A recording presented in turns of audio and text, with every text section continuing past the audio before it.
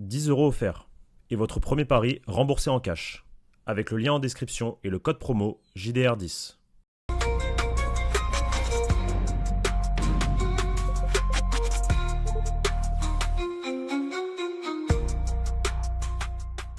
Bonjour à toutes et à tous les amis et bienvenue pour un nouveau débrief sur la chaîne YouTube du Journal du Real. Le Real Madrid se qualifie pour les huitièmes de finale de Ligue des Champions.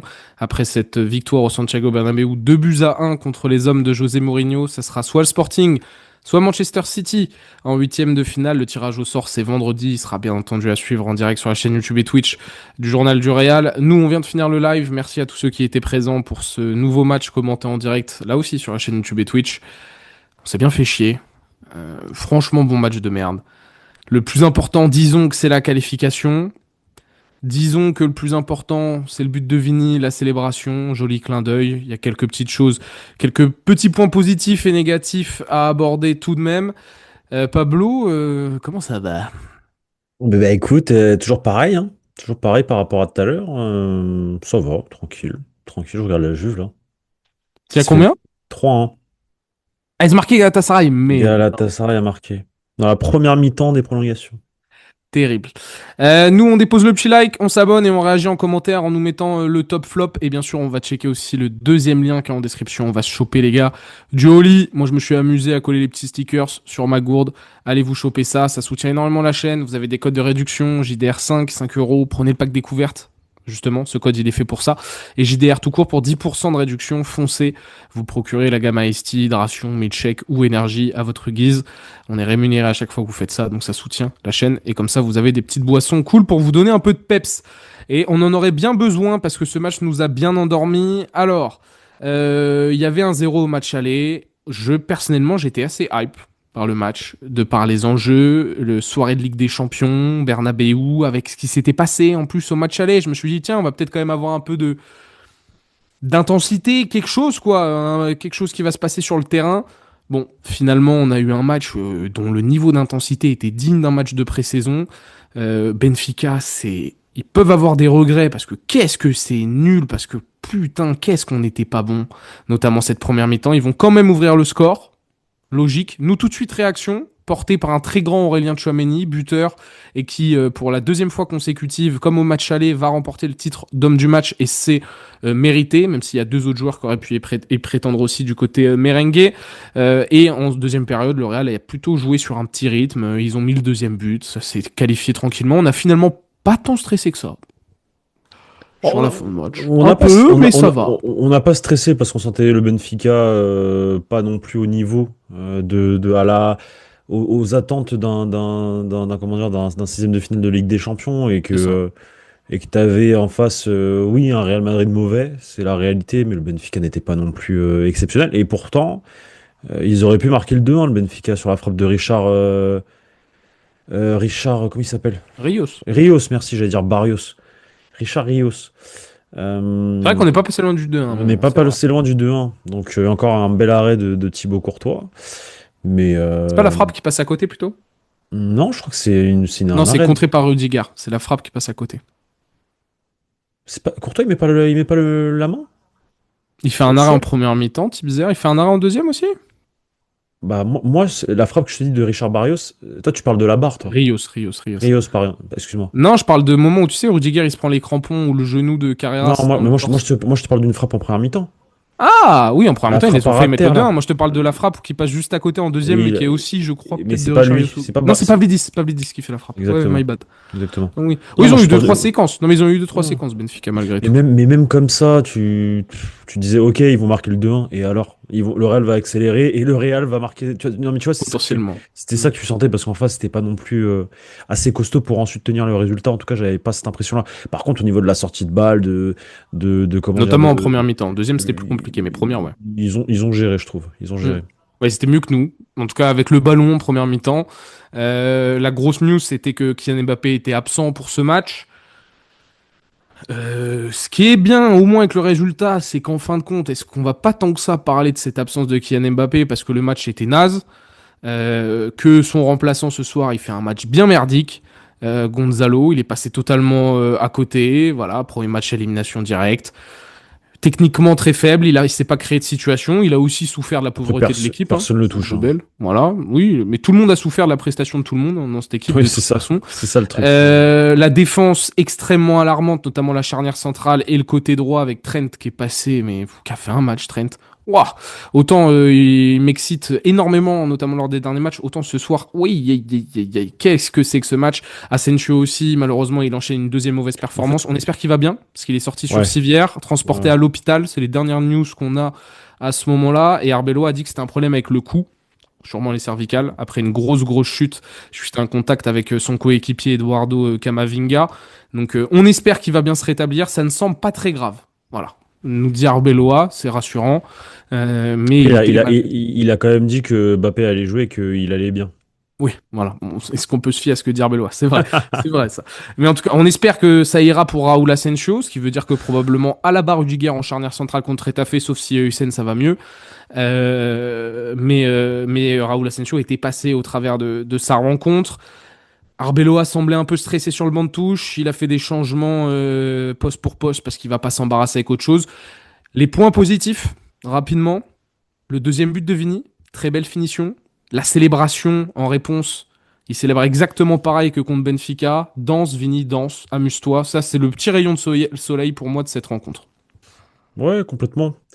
Effectivement, le but de Vini, la performance de Fede Valverde également. Je trouve que Fede a fait un match très complet à son poste en tant que milieu droit finalement, parce qu'il est plutôt milieu droit plus que milieu central. Et il a fini milieu gauche avec la rentrée de Mastroianni et d'où la passe D quand il est milieu gauche. Et il a fini ensuite milieu gauche, effectivement. Il fait la première passe D sur Tchouaméni, et ensuite il enchaîne avec la passe en profondeur pour Vini, qui finalise parfaitement bien. Franchement, moi j'ai kiffé son plat du pied à la Thierry Henry. But exceptionnel du Brésilien, célébration derrière parfaite. À tous ceux qui disaient oui mais c'est une provocation parce qu'il a dansé devant le drapeau du Benfica, bah ce soir Vini a dansé devant le drapeau du Real Madrid et c'est pas une provocation, c'est juste qu'il danse et qu'il est content. Donc bien sûr qu'on est ravi pour Vini, on est ravi aussi finalement que le Real Madrid se qualifie, c'est cool, on est en huitième de finale. Maintenant moi je m'attends pas à grand chose parce qu'en fait ce qui me dérange finalement dans cette rencontre avec un peu plus de recul, c'est que il a fallu qu'on se fasse marbrer la gueule par Osasuna pour retomber dans nos travers et qu'en fait on se retrouve face à une équipe qui a totalement perdu pied et qui ne sait plus jouer au football. Alors qu'on avait fait une très belle prestation la semaine dernière au Stadio d'Alouz, en tout cas 55 premières minutes impeccable, je trouve, avec un milieu de terrain très solide. Camavinga, il a fait un top match. Aujourd'hui, Camavinga, tu vois, c'est le joueur que j'ai envie de ressortir dans ça, c'est parce qu'en fait, il pâtit de ça en fait, tu vois, genre le fait que l'équipe ne tourne pas bien, en fait c'est comme s'ils avaient tous perdu confiance et tu le ressens dans Camavinga justement qui pour moi fait un match moyen, très très très très moyen. Alors c'est pas le plus dégueulasse, hein. C'est pas le plus nul, attention, je dis pas ça, juste je retrouve pas le Camavinga de la semaine dernière et ça me pose problème parce que Kama la semaine dernière j'avais kiffé et Kama à Osasuna ça a été très compliqué. Et Kama ce soir, fantomatique, il a très peu de prise de décision vers l'avant, très peu percutant. Tu sens qu'il est faiblard dans les intentions en fait, qu'il a peur de s'engager. Voilà, tu sens tu sens au global que l'équipe tremble. Même Vini, qui n'est pas non plus le plus mauvais, enfin qui est même l'un des meilleurs ce soir avec Chouam et Fede. Il fait pas non plus un top match, Vini dans l'ensemble. Il a provoqué effectivement quelques situations en première mi-temps, etc. Mais c'est pas non plus top. L'équipe est très mid, très forcée, mais même pas mid. Ouais, mid, pas bon. Voilà. Plus proche du 4 que du 6. Exactement. Donc, et puis dans cette médiocrité, t'as effectivement les cas de Antonio Rudiger qui... Carrément, je me faisais une réflexion, parce que j'ai pas beaucoup parlé pendant le live, je regardais beaucoup le match. Je me faisais une réflexion quand Rudiger touchait le ballon, qu'on écartait à droite pour Rudiger et qu'il avait le champ libre, tu sais, pour soit faire une passe à droite sur Trent, soit... À gauche, tu veux dire, parce que ça roule à droite. Rudiger était à gauche. Bah alors c'est quand Raoul est sorti, il était à droite du coup. Ouais, pour le coup, ouais. À ce moment-là, en fait. Moi, c'est à ce moment-là que je me suis fait j'ai juste flash. Et en fait, je reviens 2-3 ans en arrière et je vois Rudiger qui prend la balle et qui casse une ligne en accélérant. Ça, il le fait plus, il a plus les jambes pour faire ça. Il est fini, gros. Il est fini, ça se voit qu'il est fini, le pauvre. Moi, ça me fait de la peine carrément. Donc oui, oh, putain, excuse-moi, Galatasaray a marqué le deuxième but. Donc il préfère écarter, il préfère jouer vers l'avant, mais en tout cas, il avait cette folie un peu à cette époque-là, tu sais, de prendre le ballon. Il a plus les jambes pour faire ça, tu vois. Après, derrière, t'as Asensio qui pour moi, bon, j'espère que c'est pas grave sa blessure. Hein, vraiment, j'ose espérer que voilà, qu'il y a rien, mais le match de Asensio, c'est très très compliqué. Encore une fois, ce soir. Mm.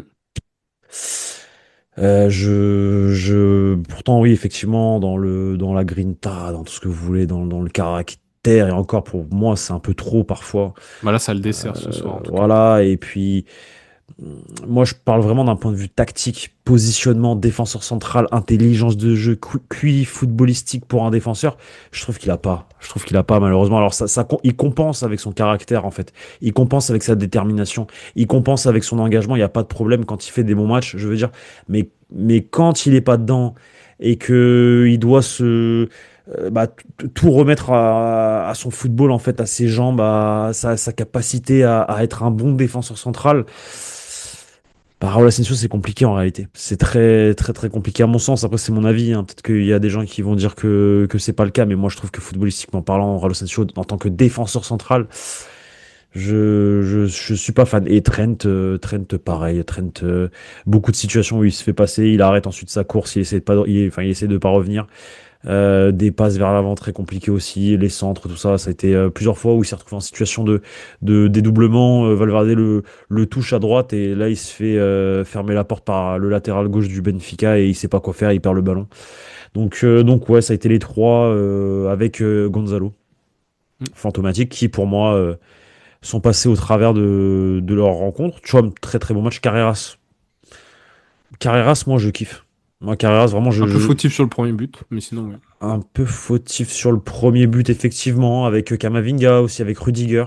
C'est un peu au global l'équipe, mais dans l'ensemble, Carreras, je trouve que le jour où on va avoir une équipe qui tourne bien, j'ai envie de voir Carreras.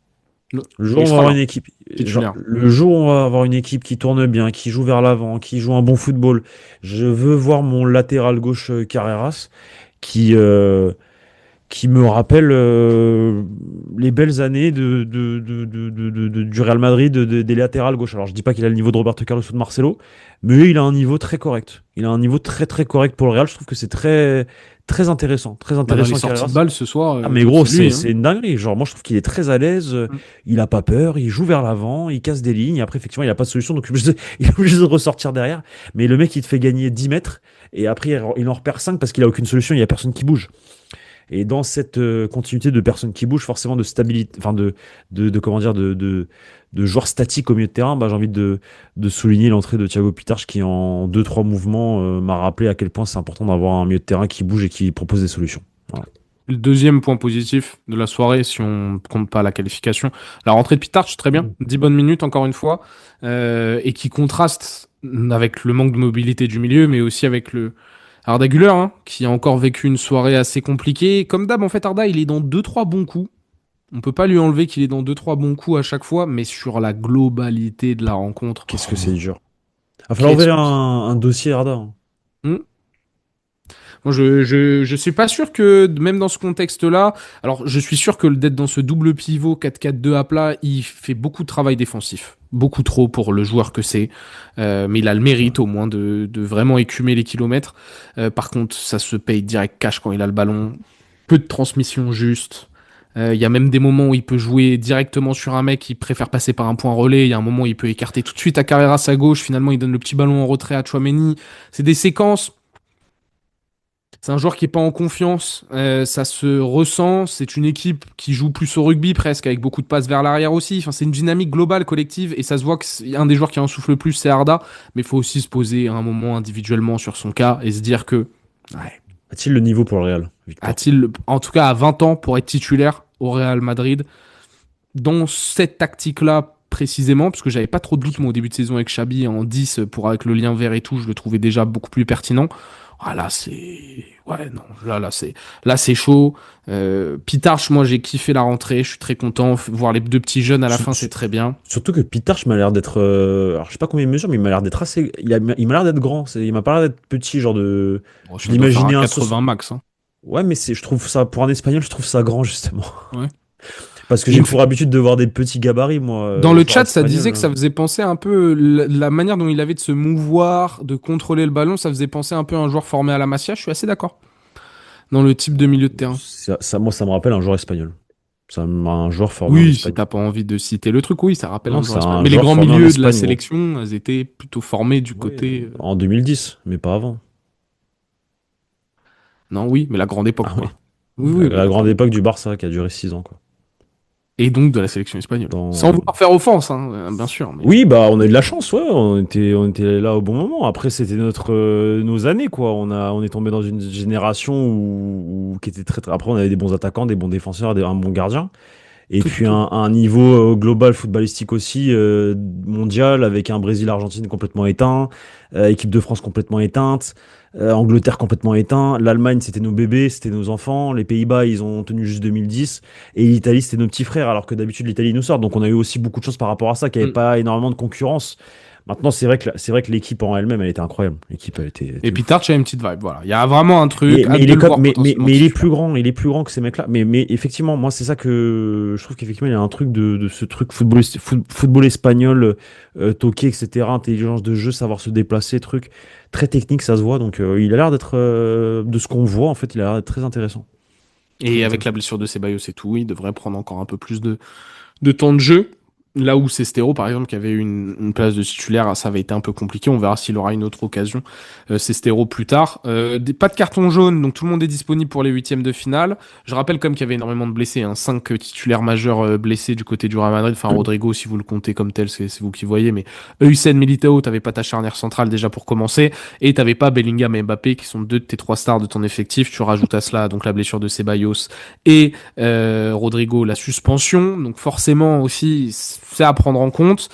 Pas de Kylian Mbappé non plus. Le premier but, Tchouaméni, très belle frappe. Mais si Gonzalo et Vini ne font pas l'appel au premier poteau, je suis pas sûr que Tchouaméni ait cet espace-là. En fait, je pense que Mbappé est à la place de Tchouaméni, grosso modo. Bah non, parce qu'il n'y a pas Gonzalo. Ouais, mais Mbappé est à la place de Ah oui, Tchouaméni. Le ballon en oui, retrait, mais quoi. du coup, il y a un mec sur lui, quoi.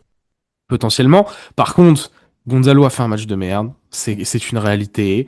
Mbappé a potentiellement manqué ce soir, mais le Mbappé à 100%, qu'on soit bien d'accord. Oui, pas le Mbappé à 50% de sifflement. Voilà. Et l'image qui nous a fait un peu réagir à la fin. Heusen, Militao et Bellingham étaient en bord de terrain, mais pas Ceballos, pas Rodrigo et pas Kylian Mbappé, si on est complet sur les absents ou joueurs suspendus. Rodrigo, avec sa suspension, je crois qu'il a pas du tout le droit, pour le coup.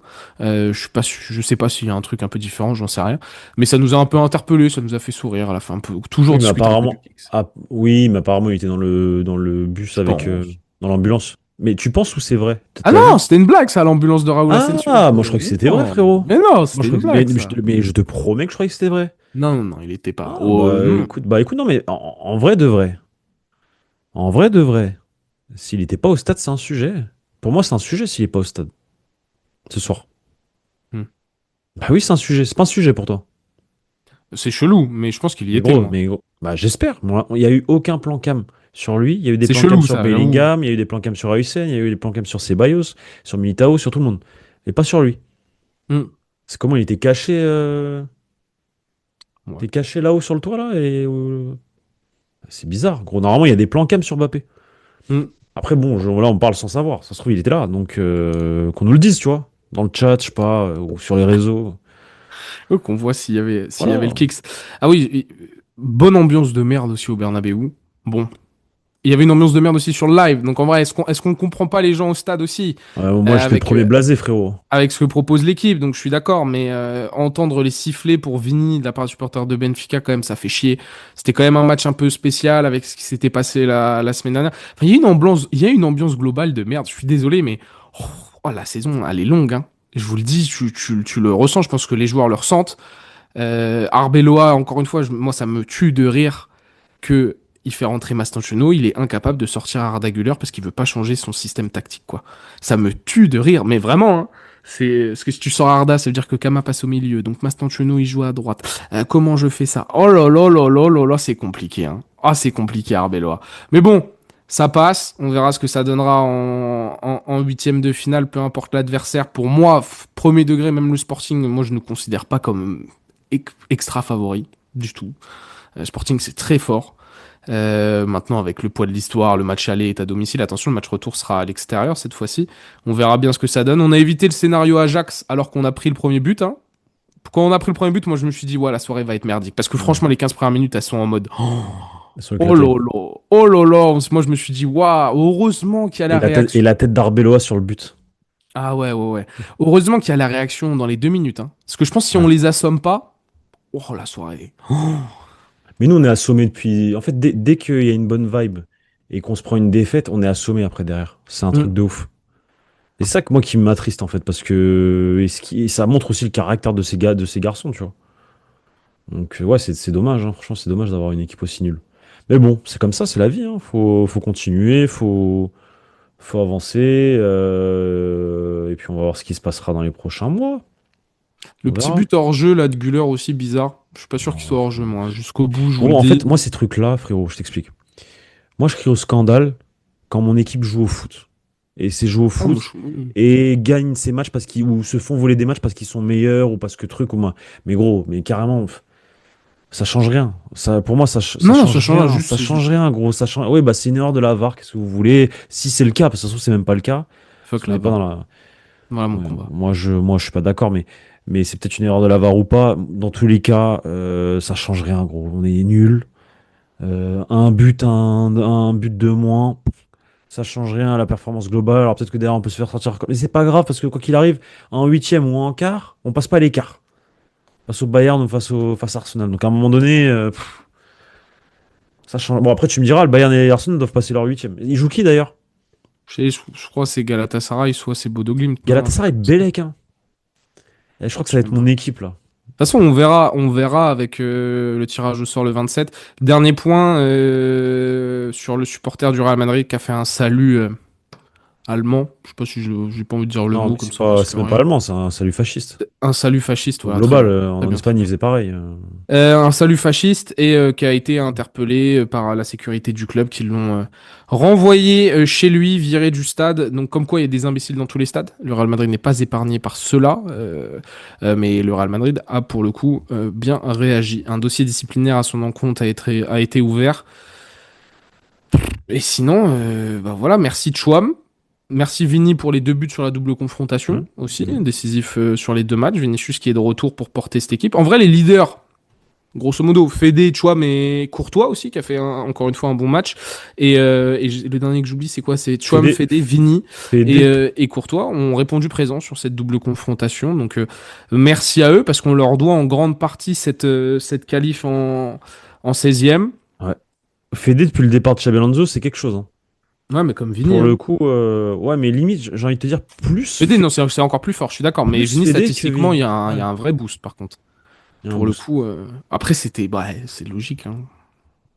Si ils Ouais. étaient restés nuls, on aurait vraiment, ok, bah voilà, c'est le drame. C'est le drame. Mm. Là, ils ont viré l'entraîneur pour une fin. Ils ont participé au renvoi de l'entraîneur pour une raison, au moins, si on peut leur accorder ça. Au moins, eux, ils ont retrouvé leur niveau individuel. Par contre, le niveau collectif de l'équipe, bon, bah, c'est toujours aussi inquiétant. Prochain match, les amis, c'est lundi. C'est Rétafé. Pas de match ce week-end. Faudra attendre donc lundi soir pour potentiellement revenir à un point du Barça ou reprendre la tête. Faudra voir en fonction des résultats des Catalans. Et surtout, donc, le tirage au sort le 27. Demain, Café Real aussi, on va revenir sur ce match. Libre antenne à 18h30. Vendredi, Café Real et le fameux tirage au sort. Et puis ce week-end, on sera peut-être un peu plus chill en fonction de l'actualité. On vous tiendra au courant sur les réseaux sociaux aussi de l'état de santé de Raúl Asensio, même si de ce que je vois, El Chiringuito a dit que il a été transporté à l'hôpital comme l'indique le protocole, Pablo. Donc tu avais peut-être raison. C'était d'envoyer le joueur à l'hôpital, ça fait J'ai partie du toujours raison. protocole. Après, c'est surtout la sortie qui était un peu inquiétante en fait, avec le C'est vrai que tout. la sortie, non, mais même l'image au moment où il tombe, il fait Ouais, des gestes un peu de convulsion, c'est un peu chelou, mais. un peu bizarre. Mm. Et on vous tiendra au courant aussi par rapport à Kylian Mbappé, la durée Ah, gros, c'est la prochaine vidéo, ça. Ouais, je parle même de la Ah, durée tu parles de quoi? d'indisponibilité, moi, parce que Ah, Arbeloa a dit en interview d'avant-match qu'il allait être absent un petit moment, donc je suis curieux de savoir, cela. bah écoute, On est tout bon? je pense. Je pense que ouais. Je crois qu'on est OK, hein. Allez, let's go. Merci à vous. On vous lit en commentaire, en détente. Et puis à demain en live et en vidéo sur la chaîne YouTube Journal du Real et Twitch. Ciao. Ciao, ciao les boss. Prenez soin de vous.